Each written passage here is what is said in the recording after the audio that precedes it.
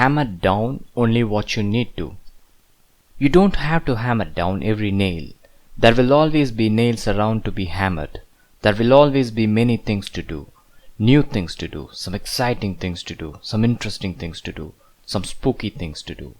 And a lot of people on your planet keep on hammering things haphazardly. This is directly opposite to what we rishis do here at this higher level. Though we are all highly evolved beings, we never put our serious efforts on everything and anything. We never do. We hammer only the things that deserve hammering. Things that deserve light pats are given light pats, and things that deserve mild touch are dealt with accordingly. Attack the Goliaths first before you attack other soldiers. Goliaths are the ones that are going to count. David's glory started when he defeated Goliath, not an ordinary soldier. There are a very few things, if done, can bring you your greatest progress. Look out for them. Utilize them. Focus on them most of the time. Give your whole self to them. The Sutra. Not everything deserves your serious effort. Not everything calls for tremendous effort. You put your best efforts on things that are good investments in your future, or you hammer only those nails that ought to be hammered. You don't have to put Herculean efforts in many things. The saddest scene is when people pound things that are not at all important, and they just leave the few golden nails as such that are so desperately waiting for the hammering. A very long time ago, while I was flying above the clouds in spirit with 2 more rishis for a mission, I witnessed the following story. A man saw a lot of people gathered, full of vigor, waiting eagerly to witness a race that was about to be started.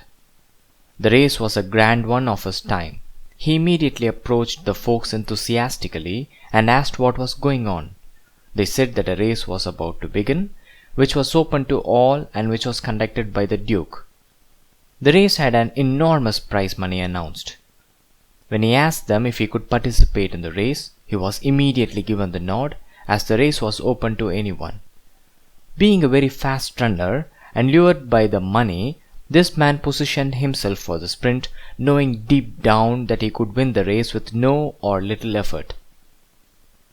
When the whistle was blown, the contenders started to move ahead like rockets, but this man was so far ahead of others that he finished the race well ahead of the second man who came after.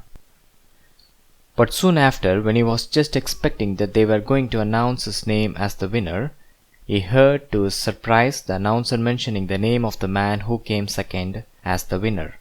Not able to believe this, he asked the announcer, "Why?" "Why?" The announcer said, "You are not on the track, and that means you are not racing with others. You are on the wrong track, so yours doesn't count." The essence of the story is that a lot is wasted in doing excellently things that don't count. The man was excellent, but he was not running on the right track. To do the most important things is to be on the right track. He was too good at what he was doing, but he was not doing the right thing. To succeed, it is of utmost importance to do things that matter, which is to be on the right track.